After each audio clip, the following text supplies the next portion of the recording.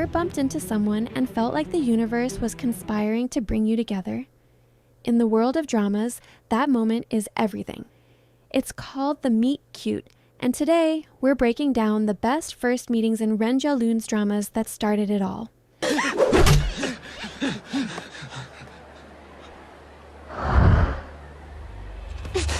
Wu Ging comes across Bai Kai for the first time. However, he thought she's associated with the group who fight the officials. He mistakes her for a threat or a collaborator and tried to arrest her. But Bai Sai, who was with a gu that time, they tried to escape.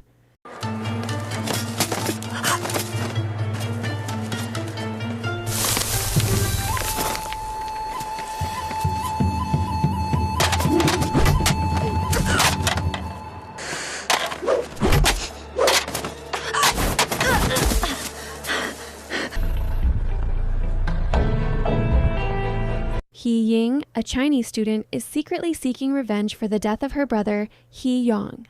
She targets a high-ranking Japanese official Ye Chong during an event intending to kill him. He Ying successfully shoots Ye Chong, but Ye Chong, who is working undercover within the Japanese military, reacts with incredible speed and tackles her to the ground. In the ensuing chaos, both Ye Chong and He Ying suffer gunshot wounds.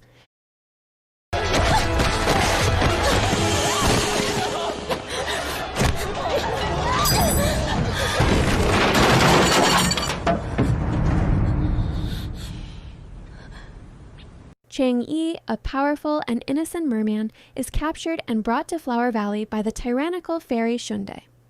Shunde wants him tamed to fulfill her selfish desires, to speak human words, grow legs, and be utterly loyal to her. She makes this unreasonable demand to the valley's masters, presenting the taming of Chang Yi as a high-stakes challenge. When Ji Yunhei first approaches Chang Yi, he is not just a stranger, but a prisoner who is rightfully suspicious of all humans.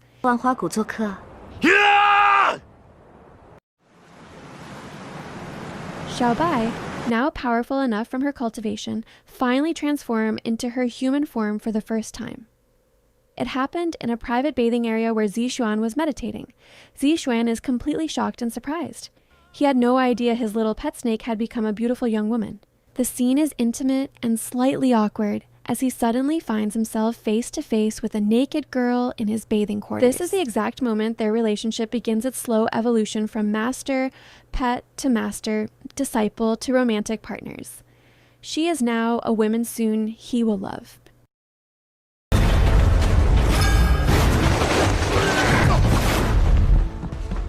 The first meeting happens in the drama The Phoenix stage when the male lead, under the alias Bai Chifan, is traveling through the martial arts world incognito. During his journey, he meets Ling Kangcheng, who is introduced as the leader of the Feng Lai Pavilion. She is described as a heroic woman with impressive martial arts skills. Mu King first meets Ao Kexin when he saw her waiting for a taxi. He immediately noticed her because she bears a physical resemblance and has a similar voice to his late fiancé, Rong Yu, who died during a mission 3 years ago.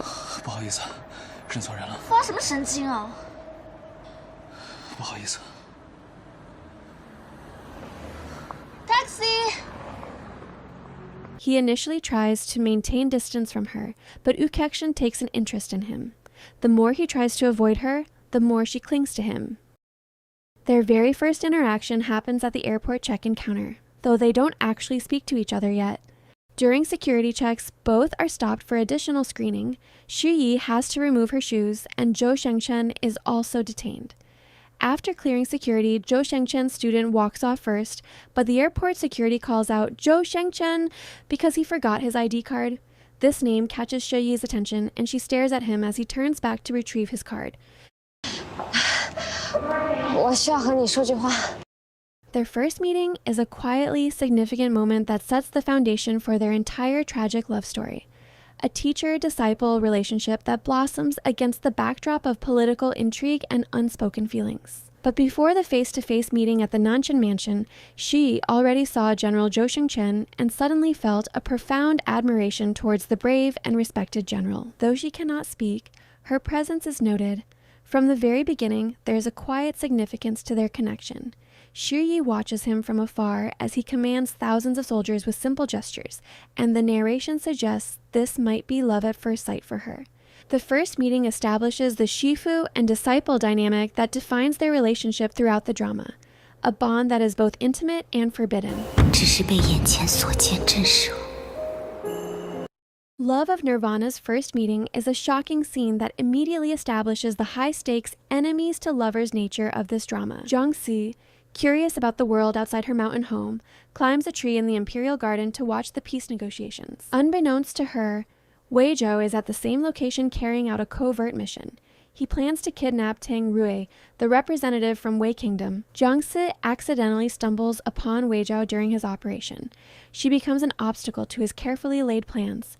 Without hesitation, Wei Zhou stabs her with a poisoned knife, then watches as she falls from the tree. What makes this first encounter particularly remarkable is that Wei Zhou doesn't stop at one attempt on her life. The romance only comes much later when they finally see each other for who they truly are, the same kind of people from opposite sides. On the wedding day, Banxia notices that Manyang's shadow looks more like a bird than a human shadow.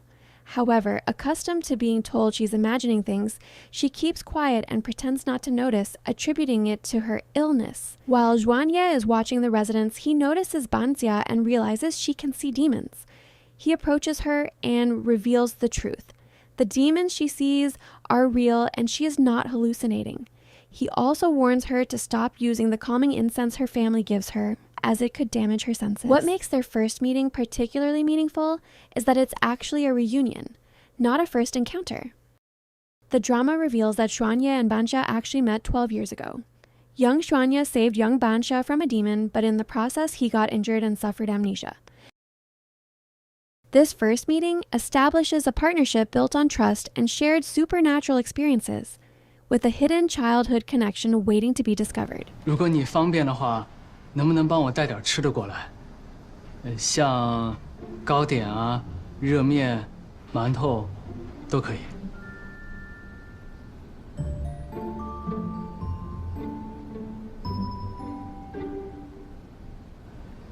When Shen Zhenju was a child, she fell into the water and was rescued by a young boy.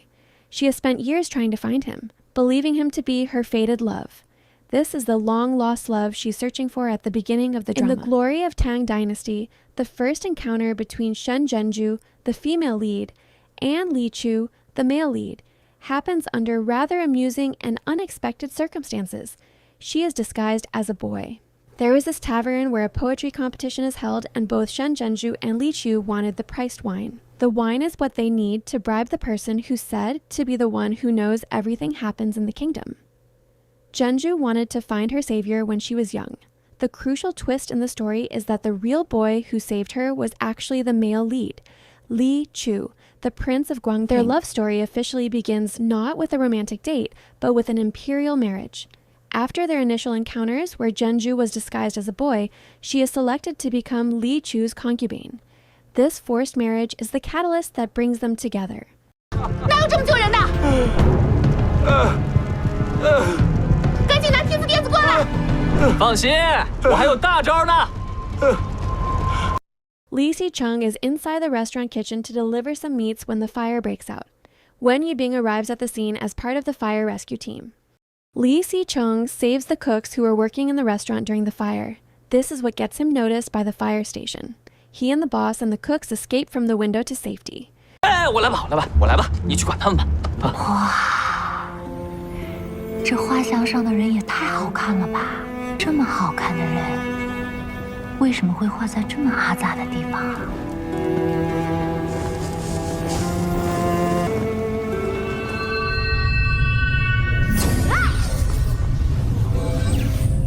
Yu Dengdeng going out looking for treasures as the bandit chief when she discovers Lu Yan's resting place. Upon awakening, Lu Yan immediately recognizes her as Yun Shi, but found out later she was not. This accidental awakening kicks off their 36-episode journey of rediscovering their fated love across 3,000 years. Their first meeting is completely one-sided at first. Dengdeng finds this mysterious handsome man. She really thought he was so handsome. As she finds him quite attractive, she tries to force him to marry her, without having any idea who he truly is. This meeting begins with humor. The tough female bandit chief trying to pressure an ancient, powerful war god into marriage creates immediate comedy and chemistry. Lu Yan is an ancient war god and prince of the Shu kingdom who has been in a self-imposed sleep for 3 millennia. What Deng Deng doesn't know is that she is the reincarnation of Yun Shi, the spiritual clan saintess whom Lu Yan loved and lost 3,000 years ago. He sealed himself away hoping to revive her, and now she, without her memories, has accidentally woken him. Their meeting is destiny, even if she doesn't recognize it. 这次我想结个色。